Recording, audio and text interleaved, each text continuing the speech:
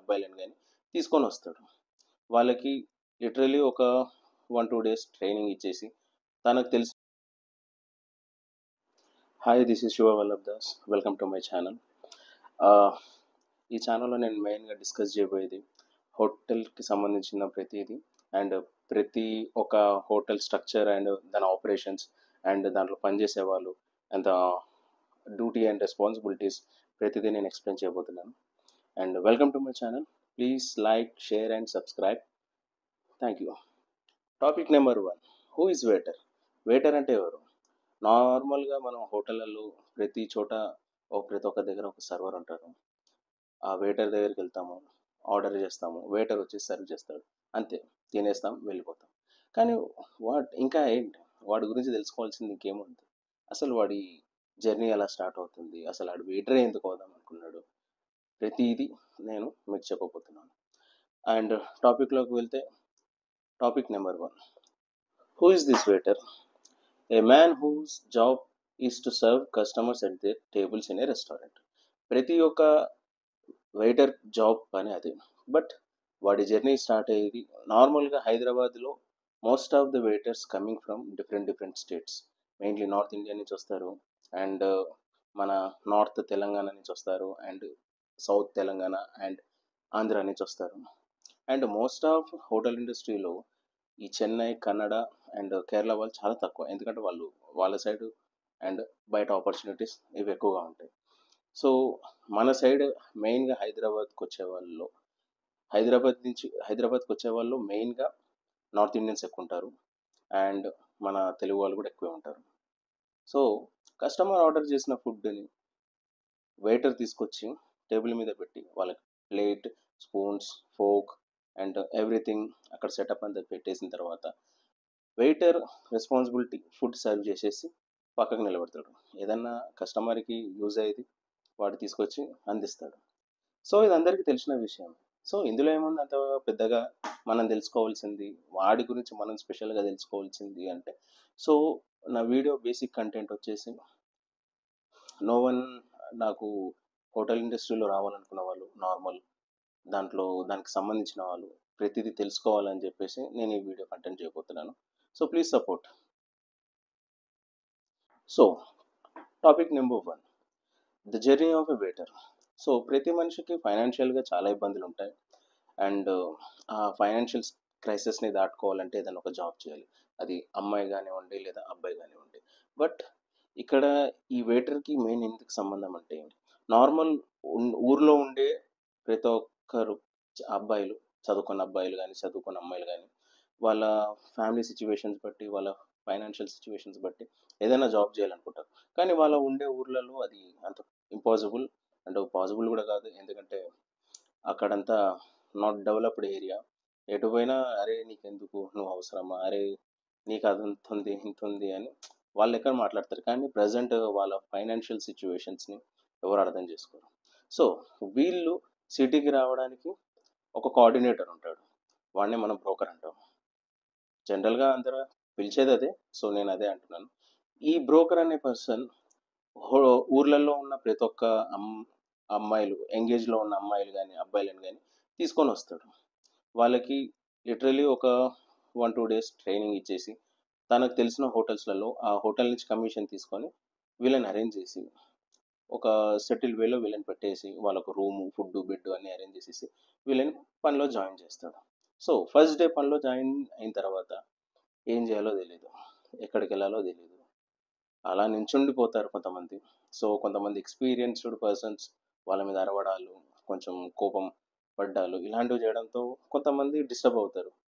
ఓహో, మనం అనవసరంగా వచ్చాము ఇలాంటి ఫీల్డ్లోనా అది అని చెప్పేసి మైండ్ అంతా డిస్టర్బ్డ్గా ఉంటుంది.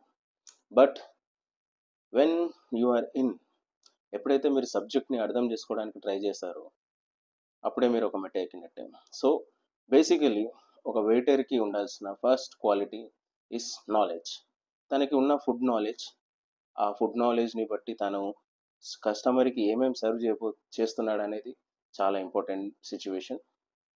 అండ్ నెక్స్ట్ వచ్చేసి ప్రతి ఒక్క ఫుడ్ టైంకి వెళ్తుందా లేదా అనేది చెకింగ్ చేసుకోవడంలో is the most responsible person. తను తనకి నార్మల్‌గా తనకిచ్చిన టేబుల్స్ పరంగా అంటే ఇక నార్మల్ మీకొక విషయం ఏంటంటే, రెస్టారెంట్‌లో ఇంచుమించు ఒక 20 టేబుల్స్, 25 టేబుల్స్ ఉంటాయి. సో, ఒకడే వెయిటర్ ఉండడు. డిఫరెంట్ వెయిటర్స్ ఉంటారు. ఒక్కొక్కరికి ఒక్కొక్క సెక్షన్ అలాట్ చేస్తారు.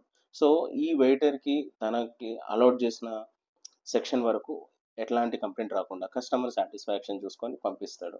So, that's what waiter is. So, topic number 2,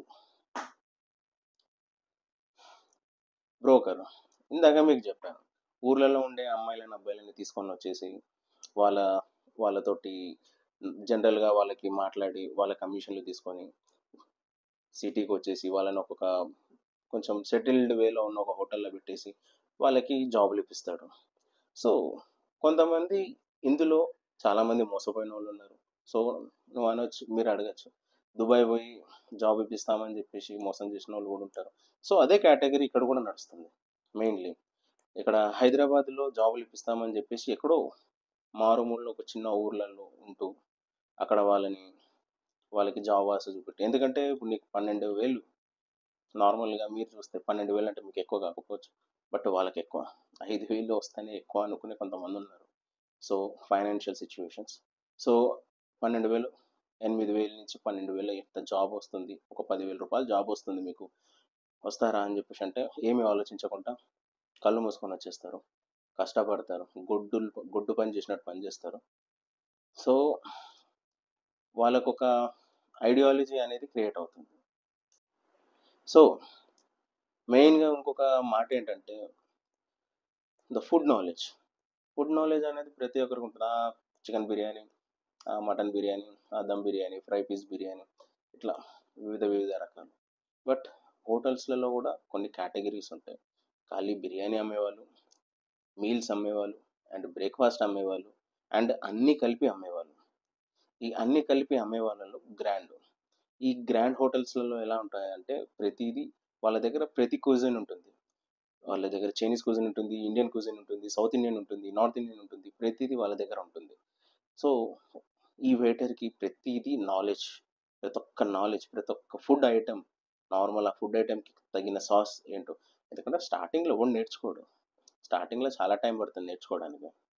కానీ నువ్వెప్పుడైతే నేర్చుకోగలుగుతున్నావో that is your step by step ఎదుగుతున్నావని అర్థం. ఎందుకంటే నీ లైఫ్‌లో నువ్వు ఒక్కొక్క స్టెప్ ముందలకెళ్తున్నావని అర్థం.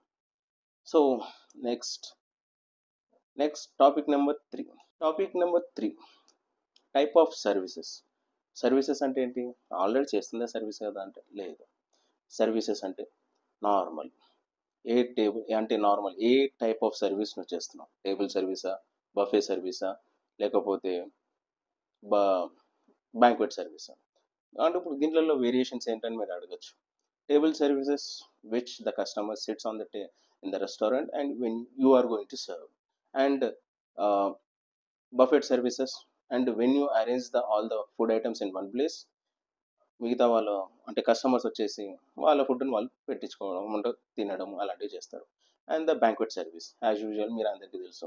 బ్యాంక్వెట్ పార్టీలో ఉండే క్యాటరింగ్ బాయ్స్ వీళ్ళందరికీ మీరు just like in that's the services. And the final, it's an moral story and it's an real based story అనమాట. నాకు తెలిసిన ఒక పర్సన్, ఒక అమ్మాయి. She is from Karimnagar. ఒక చిన్న టౌన్ నుంచి వచ్చింది. And she had an worst, స్టార్టింగ్లో చాలా వరస్ట్ ఫేజ్ చూసింది. వెన్ ఎందుకంటే బ్రోకర్ని పట్టుకోవడము, బ్రోకర్ నుంచి హైదరాబాద్కి రావడము, హైదరాబాద్లో సెటిల్ అవ్వడం, ఆ broker first first 2 months salary తినేసి మాయమైపోవడము. తను ఉండేది ఇబ్బందుల్లో ఉండేది.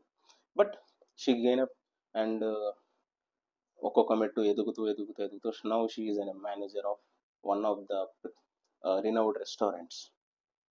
సో ఐ గ్లాడ్ తను కూడా ఈ వీడియో చూస్తూ ఉండొచ్చు. And thank you so much. It's an very great emotional story. అలాంటి వాళ్ళు చాలామంది ఉన్నారు, అమ్మాయిలు కానీ అబ్బాయిలు కానీ. So I wish them all the best. And this is Shiva Vallabh Das. Please like, subscribe and share. నార్మల్గా ఈ వీడియోలలో నేను మీకు హోటల్కి అంటే నార్మల్ హోటల్ ఇండస్ట్రీకి సంబంధించింది ప్రతిదీ నేను షేర్ చేస్తాను. నాకున్న ఎక్స్పీరియన్స్ అండ్ నేను చేసే రీసెర్చ్ ఈ రెండింటిని కలిపి నేను మీకు ఈ ఛానల్లో అందిస్తాను. Okay, this is my first video. కొంచెం అటు ఇటు తడబడినా, కొంచెం అటు ఇటు చూసినా కొంచెం క్షమిస్తారని ఆశిస్తూ. So this is show all of this signing off. Bye.